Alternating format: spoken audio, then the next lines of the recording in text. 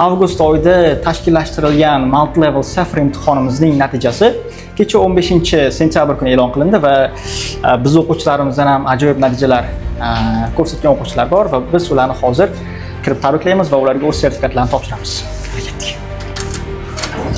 Mana shu Safar kursimizda o'qiyotgan o'quvchilar orasidan 5 kishi o'tgan oyda avgust oyida imtihon topshirgandi va mana Allohga shukr yuzimiz yorug' bo'ldi. Ularning 5 kishini hammasi o'zlarining sertifikatlarini qo'lga kiritishdi.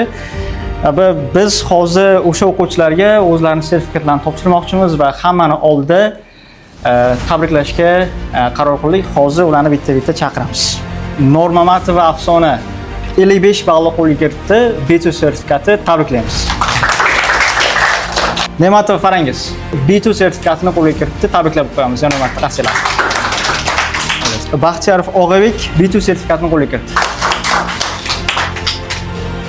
Keyingi marralaring o'sha IELTS bo'lsa, unda yuqori natijalarni qo'lga kiritgan. Abdurashidova Vazira bir oy atrofida o'qidi va mana ajoyib natijani qo'lga kiritdi. Siz bilan yonma-yon o'tirgan, bitta partada yonma-yon o'tirgan o'quvchilar o'tgan oy imtihon topshirib chiqishdi va mana shu Safar kursimizni eng birinchilardan bo'lib bitirishyapti, graduate qilishyapti, o'zlarining sertifikatlarini olishyapti.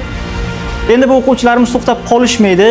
Bularning maqsadlari O'zbekistondagi ham o'sha milliy, ham xalqaro top universitetlarga kirish, katta grant asosida kirish albatta va o'zlari ota-onasi bularni bu narsaga erishishlarni juda ham chin qalbdan o'sha niyat qilishgan, maqsad qilishgan.